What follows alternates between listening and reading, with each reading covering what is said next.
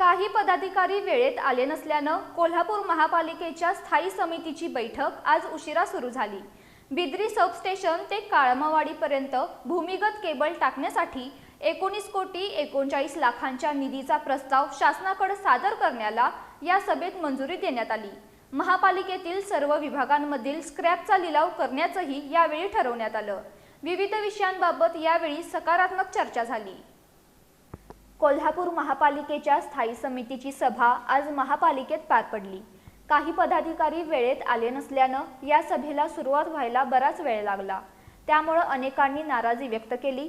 महापालिकेच्या सर्वच विभागातील स्क्रॅप काढून त्याचा लिलाव करण्यात यावा असं स्थायी समितीचे सभापती विशाल शिराळे यांनी यावेळी सांगितलं।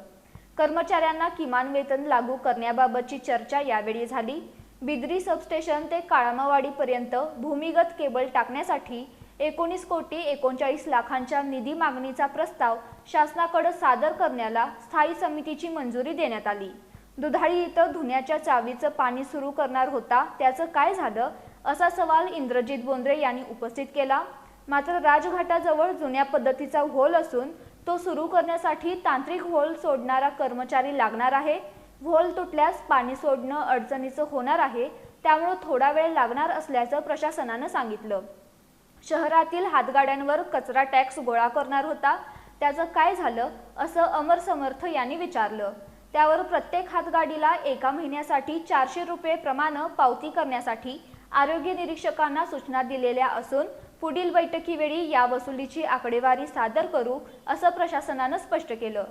सावित्रीबाई फुले हॉस्पिटल प्रमाणे पंचगंगा हॉस्पिटलच्या दुरुस्तीचा प्रस्ताव सादर करावा, तसंच या ठिकाणी बंद अवस्थेत असलेल्या सोनोग्राफी मशीनची दुरुस्ती तत्काळ करून ते सुरू करावं अशी मागणी यावेळी प्रतापसिंह जाधव सरकार यांनी केली।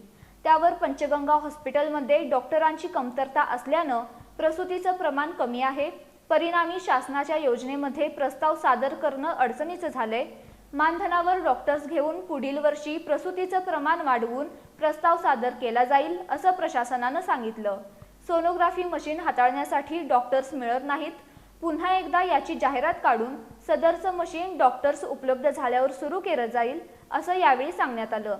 श्याम सोसायटी नाला रंकाळ्यात मिसळत असल्याबाबत वारंवार सांगितलं जाते। प्रदूषण नियंत्रण मंडळानं याबाबत नोटीसही बजावली आहे। रंकाळ्यात मिसळणारं सांडपाणी रोखलं पाहिजे असं पूर्वा राणे यांनी सांगितलं।